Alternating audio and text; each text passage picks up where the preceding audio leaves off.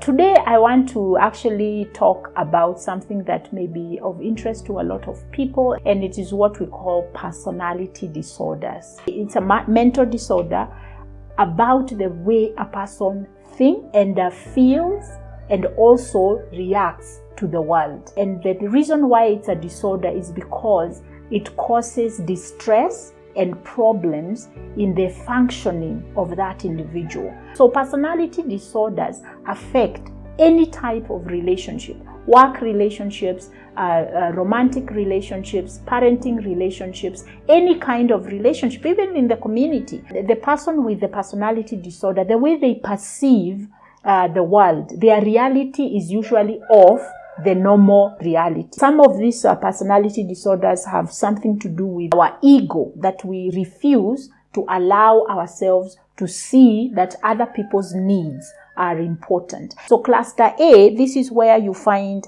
the eccentric thinkers. You find the people who have odd behaviors. One of them is paranoid personality disorder. These are the people who don't trust people. They are suspicious of everyone. They are suspicious of people's motives. And if you remember one of the thinking distortions I talked about is the thinking that you can read other people's minds. It's just that perception that everything that is said and everybody who is around me are not safe. They are out to get me. Then we have another one that we call schizoid personality disorder. And this is more about people who have no interest in social or personal relationships. They prefer to be alone. Now, I want people to understand that I'm not talking about being introverted. Now, this is, again, remember, it's a perception, a mental perception where I have no interest in people. I want to be alone. They have inability to feel pleasure. They are usually, you can see that they have no emotions. They don't show any emotions. And then they may look aloof. They may look uninterested. They are cold. People experience them as being off. Then we have what we call the schizotypal personality disorder, and these are people who are peculiar. They dress peculiarly. They are people who have thinking and beliefs and speech or behavior that is not the norm. You listen to them and we go like, there's something not right with that person. They may see things in a very, very different way. The way that they see a situation is off. Their reality is not the reality of everyone. They have flat emotions. They are inappropriate in the way that they deal with their emotions. They have magical thinking where you believe that you can influence people, that I can move things with my eyes, that I can do this or that, that is outside of what is normal. Sometimes there are people who also believe that they are responsible for some events that happen in life, and they believe that certain casual incidents or events have hidden messages to them. Now, we also have what we call cluster B personality disorders, and these are people who are really overly emotional. They have unpredictable thinking and behavior. They're very dramatic. And part of this disorder, what happens with it is that they are not able to have relationships. They can't. When they are around people, people cannot relate to them because they're overly reactive. For instance, we have what we call antisocial personality disorder.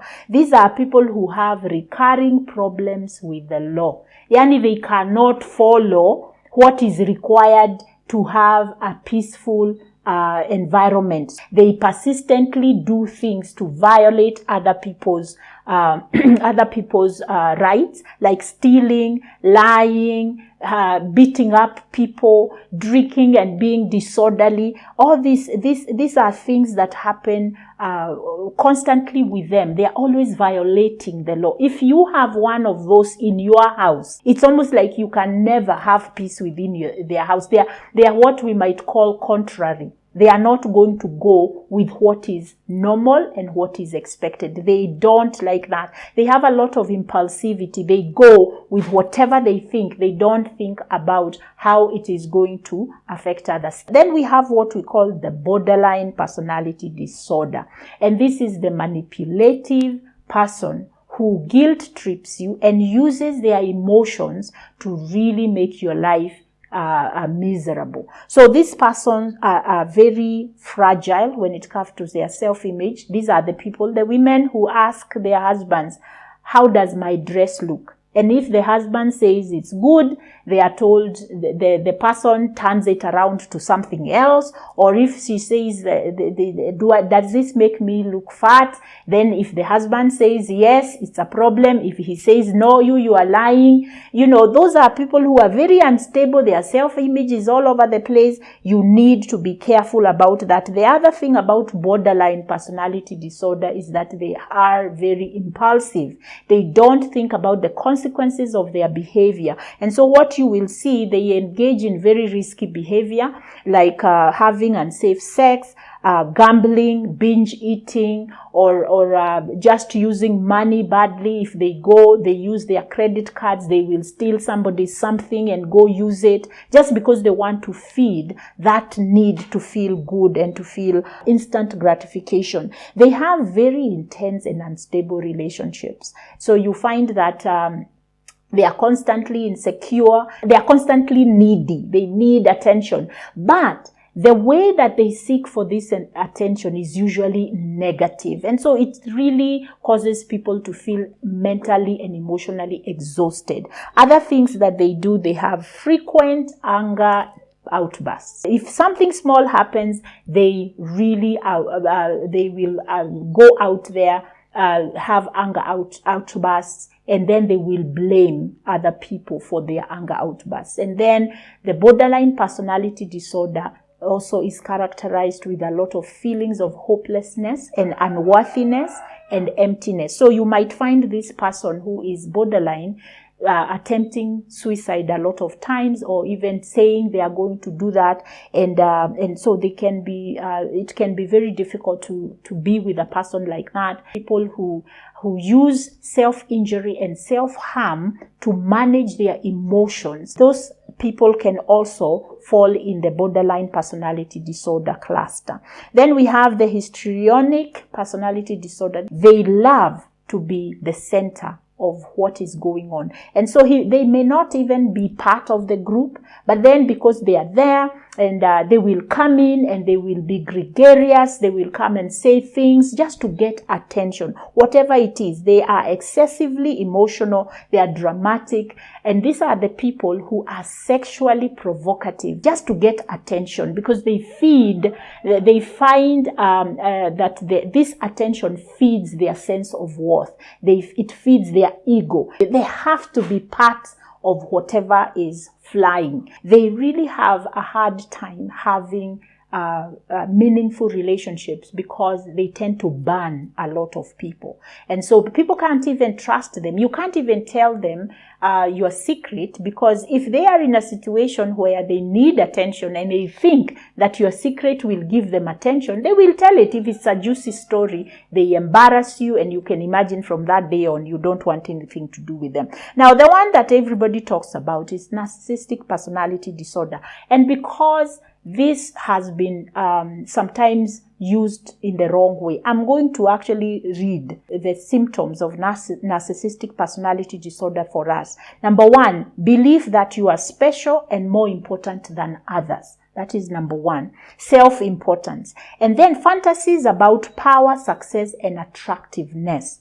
That grandiosity. You feel like you are this really bigger than life kind of a person. Failure to recognize other people's needs and feelings. And this is what we call empathy. If you have a narcissistic personality disorder, it is hard for you to feel the pain of others. It is hard for you to celebrate the success of others. You feel jealousy and you are envious, and you can be very destructive to other people. And then you have an exaggeration of achievements or talents. You like to show off, like you have this major money, you come from this great family, you know these big people. That is an exaggeration of the reality. There could be a little bit of truth in that, but then you make it look bigger than it is. Then expectation of constant praise and admiration. And these are the people, sometimes you will find them looking at themselves in the mirror, they're in love with themselves. And then they get mad if you are not constantly showering them with validation and praise and saying how great they are. Then arrogance, oh my goodness, that's the ego, they are so arrogant, they will never say they are sorry, they don't see the needs of others, they just think about themselves. Unreasonable expectations of favors and advantages, often taking advantage of others. In our community, we do know the people who come in and say, do you know who I am? So that's part of that whole thing of you expect that because of who you are, people should treat you special and people should treat you in a different way. And then there is a lot of envy or believe that other people envy them. Mnasikianga hizi vitu, when somebody says, people are jealous of me, people don't, they think whatever they do, it's all look at me, how great I am, how admirable I am, that's the narcissistic. Now, we have a cluster C of personality disorder, and this one is the one where people are anxious, they are fearful, and they in their thinking, in their behaviors. And these are people like now the avoidant personality disorder. This is the person who's too sensitive or to criticism and rejection. They are constantly afraid to say something, to speak up, to show up, because they are afraid they will be rejected. Then feeling inadequate, feeling I'm not good enough, I'm unattractive, I'm inferior. You have been with people who are constantly saying how their ears are big, their eyes are big, I don't know, they are too tall, they are too short. They tend to feel so inadequate, inferior, and unattractive. Avoidance of work activities that require interpersonal contact. That means that they avoid being in social situations. They are afraid of that. Socially, they have what we call social anxiety. They inhibit themselves. They are timid.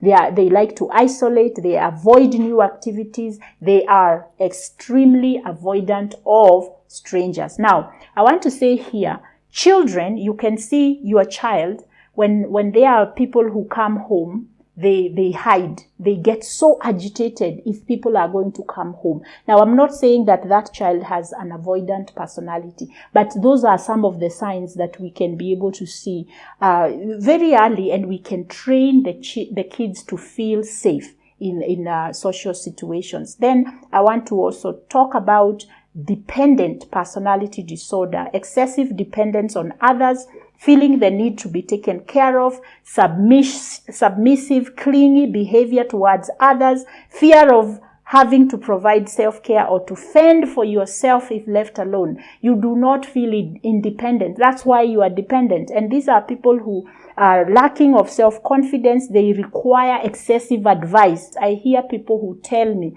I need reassurance. But you see now what happens.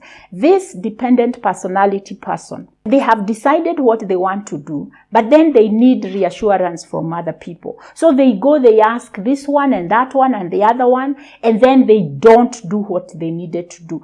Eventually, they develop a feeling of self-doubt that is so deep that I am nothing, I'll never be able to amount to anything. People don't support me, people don't like me. The one that is really important for people to know also is the one that we call OCD.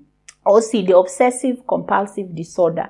So something happens, I get so anxious about that thing, and I have to do a certain behavior to be able to overcome the anxiety, this uncomfortable feeling. Usually the OCD is focused on a certain fear, and then the behavior is what we call now the compulsion. So what I do, for instance, I'm afraid of getting COVID. So what do? I am excessively following the MOH guidelines to the point where I can't even relate with people. I can't leave the house. I wash my hands all the time because I am so afraid of contracting the virus. If you do not take care of your thinking patterns, then over time, you can develop either of these personality disorders that I have talked about.